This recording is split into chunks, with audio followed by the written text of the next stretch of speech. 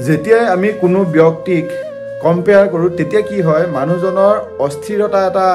আৰম্ভ হয় আৰু এই অস্থিৰতাৰ যিটো আৰম্ভ হৈছে তাৰ নেক্সট ষ্টেপটোৱে হৈছে আপোনাৰ ফ্ৰাষ্ট্ৰেশ্যন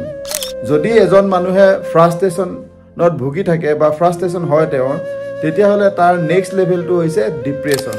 তো আপুনি জানো বিচাৰিব যে আপোনাৰ ল'ৰাটোক বা ছোৱালীজনীক আপুনি ফ্ৰাষ্ট্ৰেশ্যনত যোৱা বা ডিপ্ৰেশ্যনত যোৱা বা তেওঁ বেলেগ এটা ষ্টেজলৈ যোৱাটো বিচাৰিব জানো তো যদি আপুনি নিবিচাৰে তেতিয়াহ'লে মোৰ আজি এই ভিডিঅ'টো ভালকৈ চাব ইয়াত আপোনালোকৰ কথাখিনি গম পাব যেতিয়া আমাক কোনোবাই বহুত মানে কম্পেয়াৰ কৰে বেলেগৰ লগত বেয়া ধৰণে কম্পেয়াৰ কৰে তেতিয়া আমাৰ কেনেকুৱা ধৰণৰ হয় যে প্ৰথমতে আমাৰ খং উঠিব ভিতৰি বহুত খং উঠিব আৰু উঠাৰ পিছত আমাৰ কি হ'ব খংটো বাহিৰলৈ আহিব তো তাৰপিছত আমি যদি খংটো এক্সপ্ৰেছ কৰিব পাৰিলোঁ তেতিয়াহ'লে আমাৰ কেনেকুৱা হ'ব আমাৰ ঠিকে আছে আৰু যদিহে এক্সপ্ৰেছ কৰিব নোৱাৰিলোঁ এইটো ভিতৰি আমাৰ মাজত মানে এটা গণ্ডগোল আৰম্ভ কৰি থাকিব আৰু যিটো নেকি আপোনাৰ ডিপ্ৰেশ্যনৰ কাৰণ হ'ব পাৰে তো গতিকে আপুনি কোনো কাৰণতে কেতিয়াও আপোনাৰ সন্তানটোক বেলেগৰ লগত বা কেতিয়াও মানে নিজে বেলেগৰ লগত কম্পেয়াৰটো নকৰিব কম্পেয়াৰ কৰিলে আপুনি দুখ পোৱাৰ বাহিৰে বেলেগ একো কাম নহয় আপোনাৰ মনত ৰাখিব যদি ফ্ৰাষ্ট্ৰেশ্যনটো যদি আপোনাৰ ভিতৰৰ পৰা বাহিৰ কৰিব পাৰিলে সেইটো খং হিচাপে বাহিৰ হ'ব আৰু ছেকেণ্ড কথাটো হৈছে কি যদি এইটো ভিতৰত থাকিলে তেতিয়াহ'লে এইটো ডিপ্ৰেশ্যনৰ কাৰণ হ'ব পাৰে তো গতিকে আপুনি আপোনাৰ সন্তানটোক কম্পেয়াৰ কৰিবলৈ কেতিয়াও আমি আমাৰ সন্তানক এইটো কাৰণে আমি কম্পেয়াৰ কৰিব নালাগে ইয়াৰ কাৰণটো হৈছে কি প্ৰতিটো সন্তান ইউনিকভাৱে জন্ম হৈছে আৰু ভগৱানে আমাক প্ৰতিটো মানুহকে এটা বেলেগ কোৱালিটি দি জন্মগ্ৰহণ কৰাইছে তো গতিকে আমি সদায় আমি মনত ৰখা উচিত যে আমাৰ পাঁচোখন হাতৰ আঙুলি কেতিয়াও সমান নহয় বা কেতিয়াও একে নহয় আৰু আমাৰ এই আঙুলি কেইটা আমাৰ ব্ৰেইনৰ লগত সংযোগ আছে ইয়াৰ কথাটো এইটোৱে হৈছে যেতিয়া আমাৰ বাচ্চা এটা জন্ম হয় তেতিয়া 19 সপ্তাহৰ পৰা 13 সপ্তাহৰ পৰা 19 সপ্তাহৰ ভিতৰত তাৰ ব্ৰেইনটো ডেভেলপ হয় আৰু এই ব্ৰেইনটোৱে কাৰণ হৈছে আমাৰ মানে আমি যে কম্পেয়াৰ কৰিব নালাগে কাৰণ ইয়াত পাঁচটা এফালেও লোভ আছে এফালেও লোভ আছে তো প্ৰতিটো লোভে বেলেগ কাম কৰে যদি আমি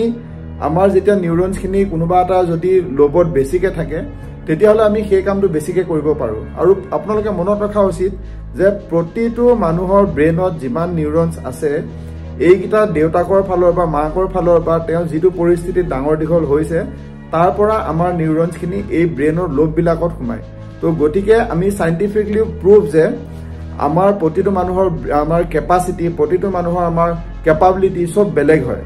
তো গতিকে আমি যদি ইজনে সিজনক লগত কম্পেয়াৰ কৰোঁ তেতিয়া কেনেকুৱা ধৰণৰ হ'ব পাৰে তো গতিকে আমি যেতিয়া কম্পেয়াৰ কৰোঁ তেতিয়া ইয়াৰ পৰিণতিটো হয় ডিপ্ৰেশ্যন নহয় জেলাছ নহয় কেতিয়াবা কাৰোবাৰ লগত মাৰধৰ কৰা তেনেকুৱা ধৰণৰহে হ'ব পাৰে মই আপোনালোকক এটা উদাহৰণ দিব বিচাৰিছোঁ আপোনালোকে নিজেই গম পাব কথাটো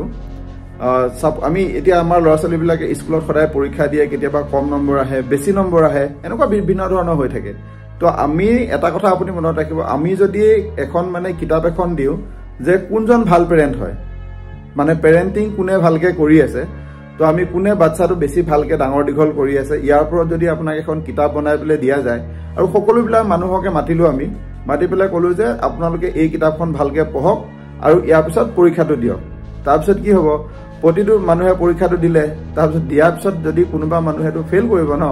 তেতিয়া আমি যদি কৈ দিওঁ তেওঁলোকক যে আপোনালোকেনো কি পৰীক্ষা দিলে মানে দেউতা আপোনালোকে কি পৰীক্ষা দিলে আপোনালোকেতো ফেইলেই কৰিলে আপোনালোকেতো আপোনাৰ আমুকে ইমান নম্বৰ পালে তামুকে ইমান নম্বৰ পালে তো তেতিয়া কেনেকুৱা ধৰণৰ হ'ব আপোনাৰ পিঠিত এটা ধাব্বা লাগি গ'ল যে আপুনি কম নম্বৰ পালে বা আপুনি ভাল নহয় কিন্তু আপুনি দেখিছে যে আপোনাতকৈ বহুত বেয়া এজন আছিলে তেওঁ গোটেইখন কিতাপ মানে কমপ্লিট কৰিলে পেলাই তেওঁ 90% নম্বৰ পালে আৰু আপোনাক তেতিয়া যদি চবেই হাঁহে যে আপোনাৰ ল'ৰা ছোৱালীটোৱে যদি আপোনাক হাঁহে যে ইমান কম নম্বৰহে পালা আপুনি তো আপুনি ভালকৈ নপঢ়িলে আমুক তামুক এনেকুৱা ধৰণৰ বিভিন্ন ধৰণৰ যদি কথা কয় তেতিয়া কেনেকুৱা ধৰণৰ হ'ব তো গতিকে ঠিক তেনেকুৱাই আমাৰো আপুনি জানে যে আপোনাৰ তাত কোৱালিটি আছে যে আপুনি এজন ভাল পেৰেণ্টছ হয় আৰু আপুনি গোটেই পেৰেণ্টছৰ মানে পেৰেণ্টিঙৰ যিমানখিনি কোৱালিটি আছে আপোনাৰ তাত আছে তো যদি আপুনি এই কথাখিনি জনাৰ পাছতো আপুনি যদি এই যিটো মানে ল'ৰা ছোৱালী আছিলে তেওঁ যদি আপুনি বেছি নম্বৰ পোৱাজনৰ লগত যদি কম্পেয়াৰ কৰি থাকে তেতিয়াহ'লেতো আপোনাৰ একো লাভ নহ'ব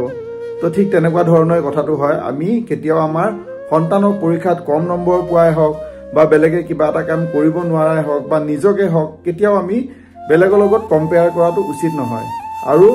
মই এটা কথা ক'ব বিচাৰিছোঁ, যদি আপোনালোকে এনেকুৱা ধৰণৰ বিভিন্ন আমাৰ মানে মটিভেশ্যনেল যদি আপোনালোকে যদি ভিডিঅ'বিলাক চাব বিচাৰে, মোৰ চেনেলটো এবাৰ ছাবস্ক্ৰাইব কৰি দিব, আৰু যদি কথাখিনি ভাল লাগে তেতিয়াহ'লে আপোনালোকে শ্বেয়াৰ কৰি দিব।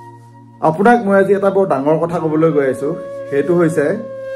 আপোনাৰ বাচ্চাটো বা প্ৰতিটো শিশুৱে